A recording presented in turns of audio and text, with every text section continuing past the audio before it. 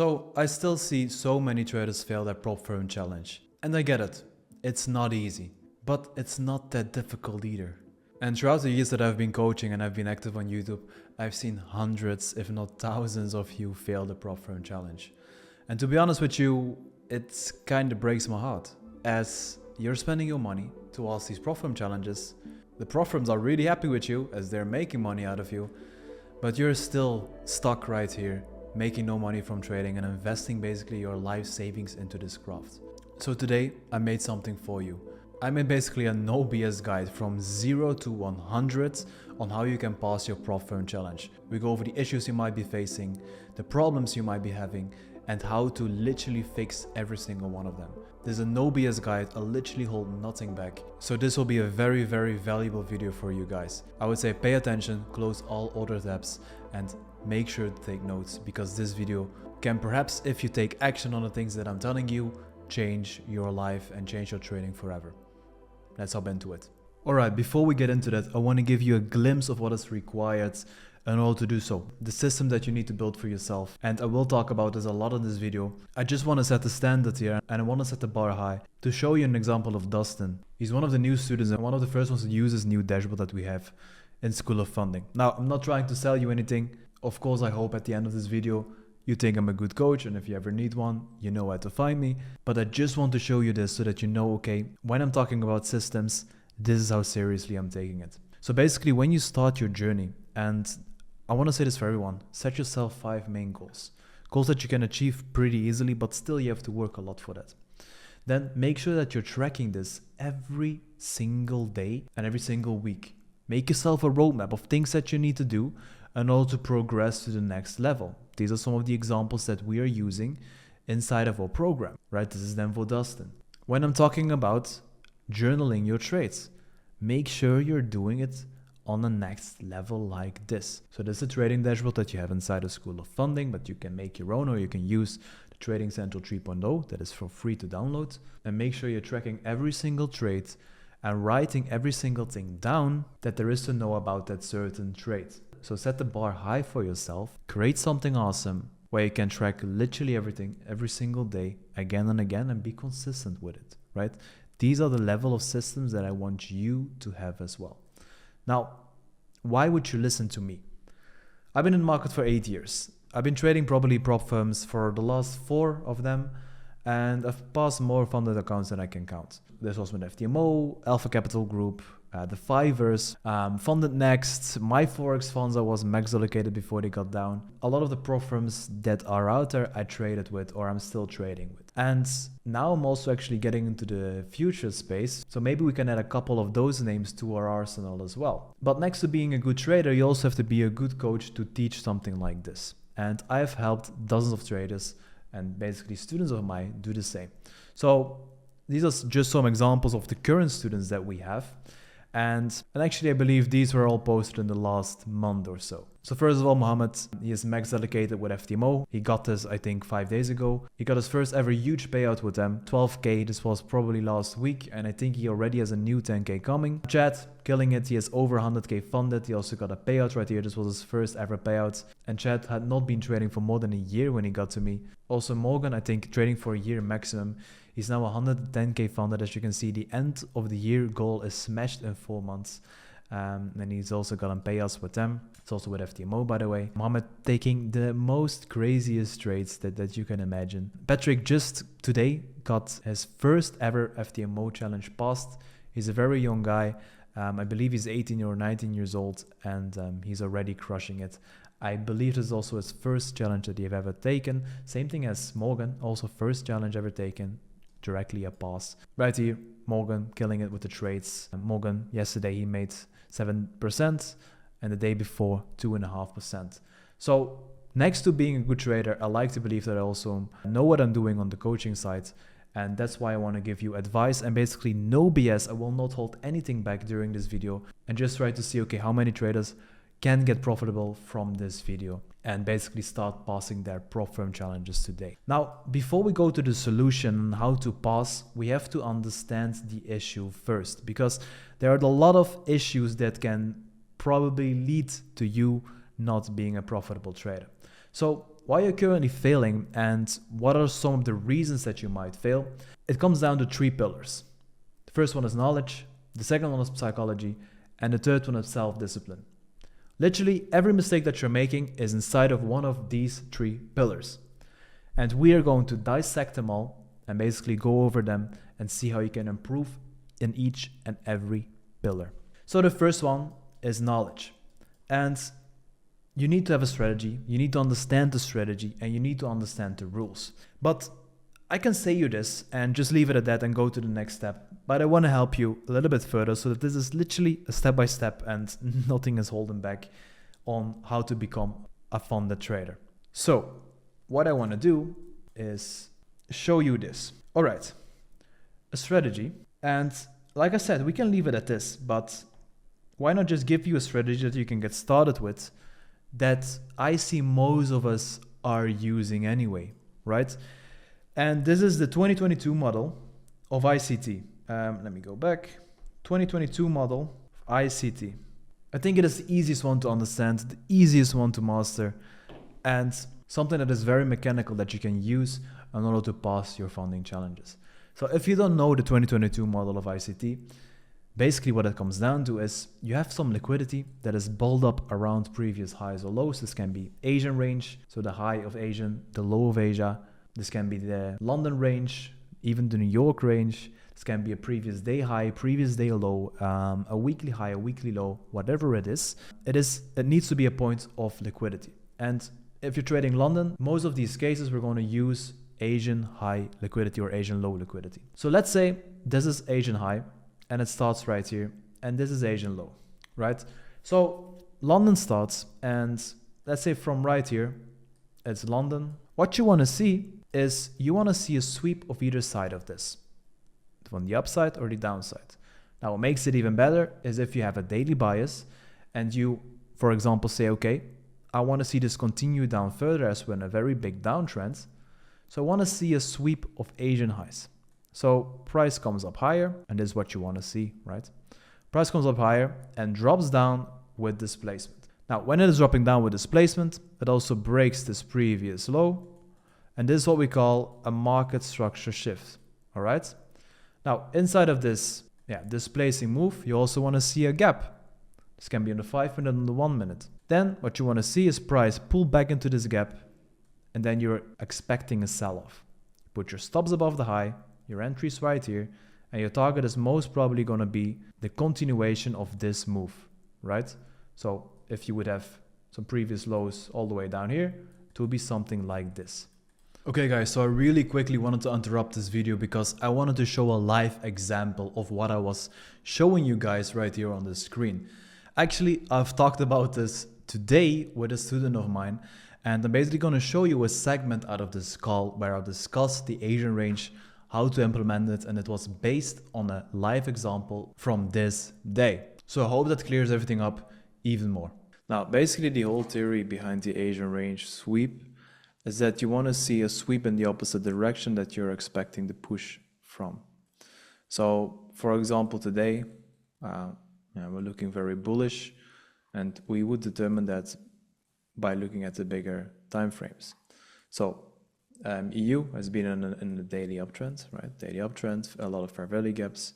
Now, we did came down into a daily fair value gap down here. And as you can see, we are reacting to that. On the 4 hour yesterday, we started to print a lot of bullish candles, fair value gaps, indicating that we're probably going to go long from this point. Now, we are going to be looking at the Asian range. And because we're long, we want to see a sweep of the downside. Sweep of the downside, it happens in a couple of scenarios right here. But the ones that we want to be looking at is we want to look at a sweep after 7, right? Because at 7 it ends. So a sweep after 7, and basically if we're going to be making our Asian low a bit more correct, as it is the lowest point from this whole range, I will, by the way, create the range like this. So this is our Asian range. Lowest point is this one, highest point is this one.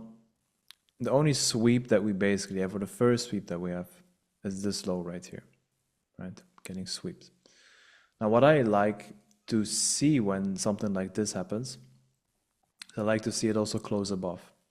If you see it close below, it's usually not a good sign, because then it most probably will not respect it. What I've seen that by looking at this on some scenarios in the last few months is that looking at the 30-minute can tell you a lot. So if the 30-minute sweeps below, closes above, and it is bullish, most of the time it is just going to continue up higher. If it closes below, but the second one is bullish and it closes back above again, same scenario, will most likely be bullish. Now, if it closes below and the second one is also bearish, probably needs more liquidity, and it will be seeking for that inside of these fair value gaps or underneath these lows in this scenario. Now, what also is very important, or at least I like to see that, and I've seen it as pretty effective, is that you want to see a 5-minute fair value gap being created while it is creating that bullish candle, or in that second candle that you need to see bullish. And purely for the reason that this is going to indicate that there is displacement the right way, meaning that you're probably right to assume the price is going to move up from here. Now, in this case, we did have a 5-minute fair value gap right here.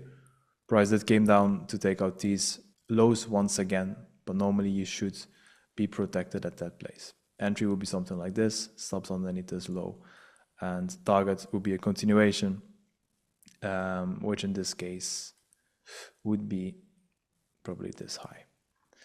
Now, very ambitious trade, but that's something that you could have taken. So basically, this is the whole strategy. You can add some things on that, like an inverse fair value gap. You can play around with it on the 1 minute, the 3 minute, the 5 minutes. Some people like it on the 15 minutes. There are all kind of variations to this, but what it comes down to is this, right? If you want to know more about this, you can check out some of my videos, or you can simply check out ICT's channel, right?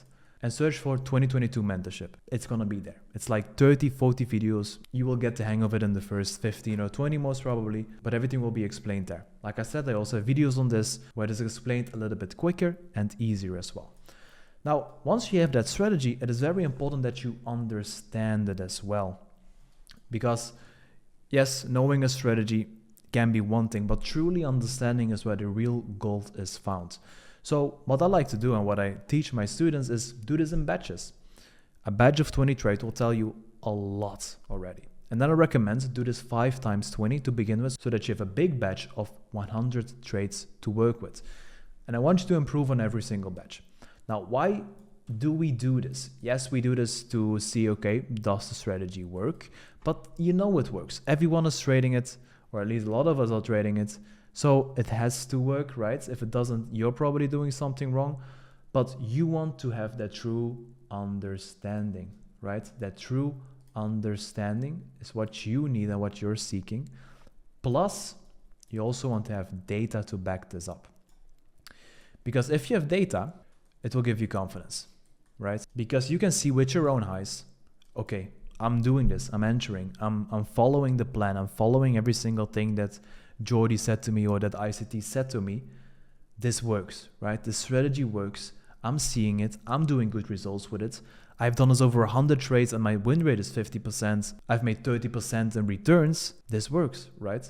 And if it doesn't work for you, if you're not feeling confident after 100 trades, do this for 200, 300, 400. I know this is very excessive, but believe me, just think about it. If you have a strategy that you have personally backtested for 1,000 trades, do you really think you will not be confident about it if it works? Right? Think about that. And that's why I'm definitely not a fan of people that are trying to backtest with EAs or doing it with AI or whatever it is. Because yes, the data will show that the strategy works or not. But the strategy works. Almost all strategies work. The issue is with the trader that executes them. And you're only gonna be improving that trader or finding out how good that trader actually is by collecting data on the entries and exits. So the third thing is you wanna understand the rules of the prop firm challenge. So go to the prop firm that you wanna trade with. This is an example of FTMO, and go to the frequently asked questions, right? Every single prop firm has this. If it doesn't, then this is your first major red flag. Don't trade with them. But it has an FAQ, and in the FAQ you can literally find everything. You can find the rules about step 1, the FTMO challenge, about the verification, about the account itself, if you can trade news, yes or no, If you have paused it, what happens then, right? Literally every single thing that you are asking yourself, you can find right here. If not, text support and ask them about it. So many times that I've seen traders fail that prop firm challenge because that they violated a rule that they did not know about. So make sure you're prepared and make sure you're going through all of the rules before you start your first ever prop firm challenge. Now, once you get that knowledge, I want you to backtest, like I said. Then I want you to journal this, apply this on a demo account, and journal again. Once you have done this, you go back to backtesting. And you basically keep inside of the cycle until you become confident, right? That's what we talked about. You want to become confident. If you're not confident yet, follow the cycle. Keep on following this cycle. So that should fix your knowledge gap, right? Then we go over to psychology. What I've seen with traders, and believe me, like I said, I've been doing this for a pretty long time, is that you're almost always going to be falling inside of the first or the second boat. And the first boat are the people that are risk averse. The second boat are people that are risk tolerant. And basically, if you fall on this first boat, you're probably scared of taking trades. You're using very small risk. You're stuck in challenges for a long time. You're going weeks without a position. You have FOMO and you have low confidence. Now, even if you have 3 out of the 6 that are right here, you're probably inside of this first boat. Now, the second boat, you're over trading, you're over leveraging, you're having FOMO as well. You're throwing money at challenge accounts, you're getting stopped out of challenge accounts quickly, and you have high but unjustified confidence. Again, if you have 3 out of the 6 of this one, you're probably inside of this boat. I have, to be honest, yet to see it that there is someone that has 3 or more from both of these. So it is really the first one or the second one, and this purely has to do with how you're wired as a human being. Now, what we want to do, of course, we want to funnel this. And we want to funnel this so that we become this one, right? We don't want those wooden boats. We want to be a yacht, okay? So the yacht, he's taking the right amount of risk. He's having the right amount of trade frequency, and the only trades based off knowledge and not emotion, right? As you see, these scenarios are very emotionally driven. Over trading, over leveraging. You're not doing that because of knowledge. It's all because of emotions. So self-discipline is what will get you there. This is what will get you from the wooden boat to the yacht, okay? Self-discipline. And what self-discipline does is, or what we want to do using self-discipline, we want to remove the triggers that make you step into the 2 wooden boats.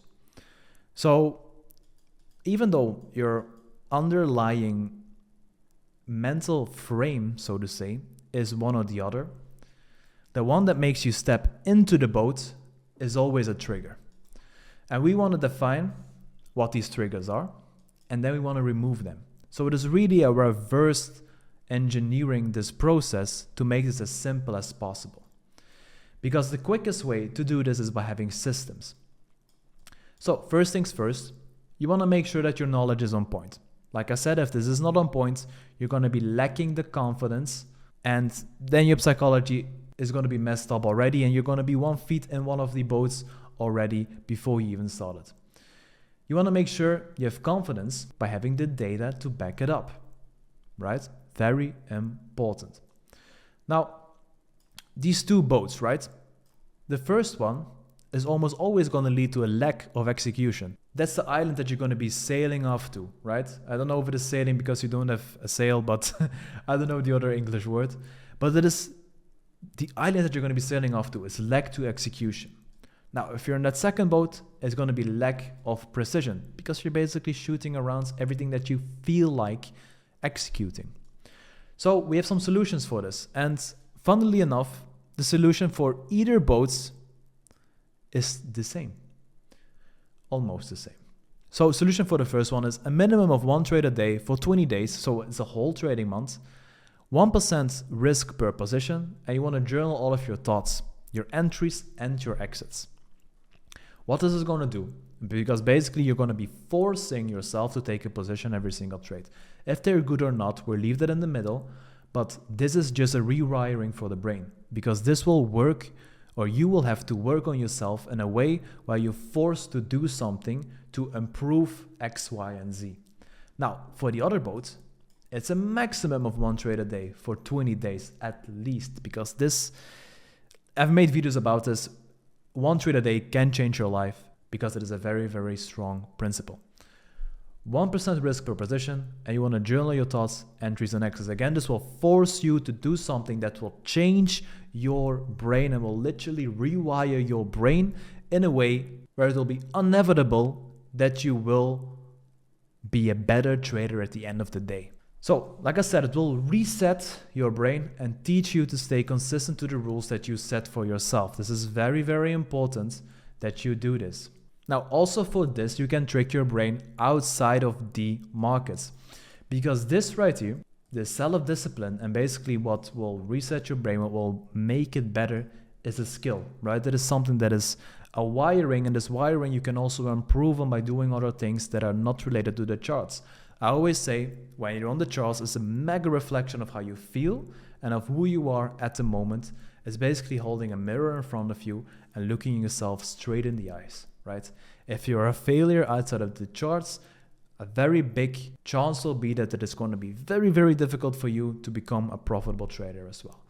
And a failure might be a harsh word, but if you're failing to eat clean, go to the gym, do the things that you say that you're going to do, like I said, trading will be difficult for you. But the opposite is also true. If you say, okay, I'm going to be waking up at 5 a.m. from tomorrow on, and you do this, you train your brain to become self-disciplined, to become better.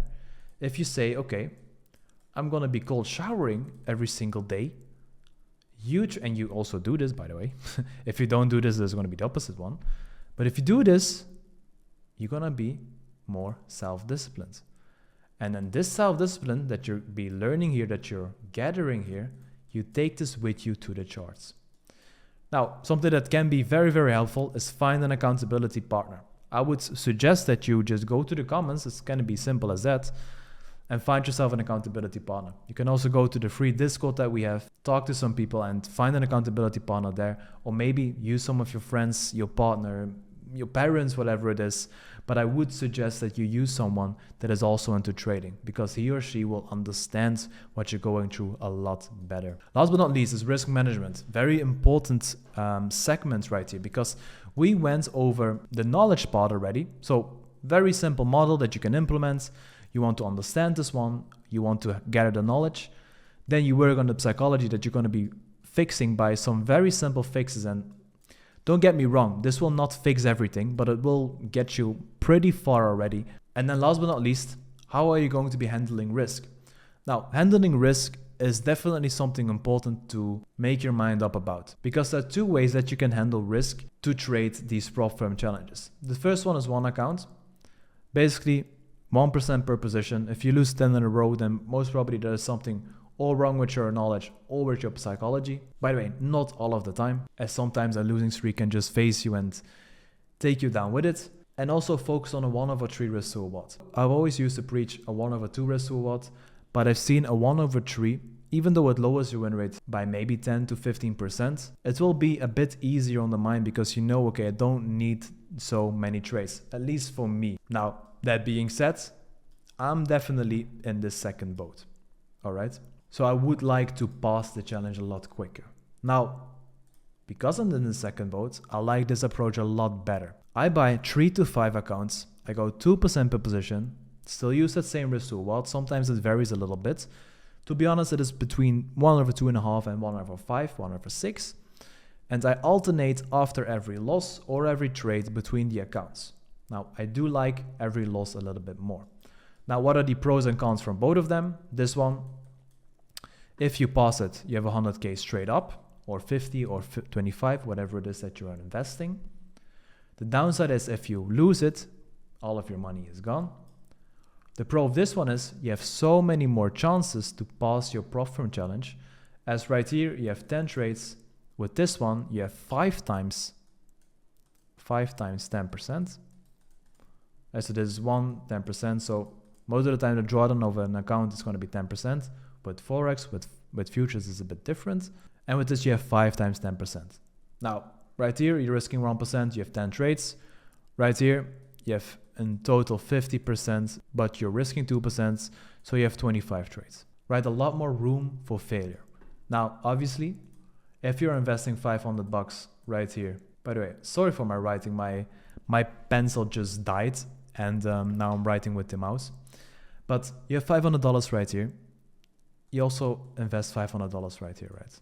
So the con on this one is, if you pause one of the accounts, you're only funded 25K, right? Or 20K, whatever it is. So to have the same capital as the 100K, you need to pause all of them. And we buy so many accounts because we leave room for margin if you don't pause it.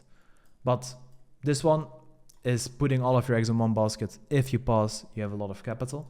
This one is spreading all of your eggs over all the baskets. If you pause, you don't have that big capital at first, but you're almost guaranteed funded, right? If you're not losing more than 10 in a row, or if you're not losing, let's say you're losing max of 4 or 5 in a row, this one is a guaranteed funding, right? And payout, by the way. And then with this payout, we can use this to fund bigger accounts, do the same thing with bigger accounts. I hope this makes sense, because I'm trying to make this make sense to everybody online, and it seems like there are two groups. Some people understand it and some people, they just can't see it, but it makes so much more sense to trade this way. Yes, it takes a little bit longer to get this amount of capital, but it's guaranteed. It's as good as guaranteed, right? So do this. Now, to make this one a bit more practical, to make sure you have no things unanswered, only trade EU or NAS if you're trading futures. By the way, I will remake this video for futures because, like I said, I'm going to do this, or I'm going to give my shot at future problems as well. And I believe that the structure that I need to use to approach those is a bit different than this one. But still, only do this on EU, only do this on NAS if you're trading futures. 1 trade a day, like I said, and then 1% or 2%, depending on which one of the systems that you're using. And see how wonders, or how much wonders this will do, and how good this will perform. Because I promise you, if you do this, you just trade EU, you take 1 trade a day, risking 1 or 2%, you're making sure that you're following these rules, right? So that you are building this consistency for yourself. You're becoming this yacht, right? That is taking the right amount of risk, having the right amount of frequency, and is only taking trades based off knowledge and not emotion. I promise you, before you know it, these backtesting results right here, that you have been building over these batches of 20, they will become reality, and they will become money in your bank account. Because once you're funded, that's also one thing. Of course, getting funded is nice, but you want to get payouts. Once you're funded, just keep a max of 1% risk. Once you're in drawdown, lower the risk. Again, someone might say, okay, you've been losing 3 trades in a row. Hypothetically, theoretically, statistically, you have more chance to win the next one. I say, yes, this is right. But what if you lose, right? What if you lose and you are stepping in those boats, right? What then? Then you lose the account purely because you're trading out of emotion. This should be your goal every single day. Avoid stepping in the boat. Avoid stepping in boat 1, avoid stepping in boat 2, so that you can go on the yacht later today or later this week, right? And literally every single thing that can make you step in one of these boats, you want to avoid it. That's why you go lower the risk once you're funded, and in drawdown, for example, so that you're not messing it up. That's why once you're up 5%, you're taking that payout, because you don't want to over risk it. You don't want to overdo it. Greed cannot get the best of you, because again, greed will step you inside of this boat. Guys, I hope you enjoyed this video. I hope you learned something from this. I hope you also like this format. Please let me know if you do. If you have any more questions, leave them in the comments. I will answer every single one of them. And I will see you in the next one. Bye-bye, guys.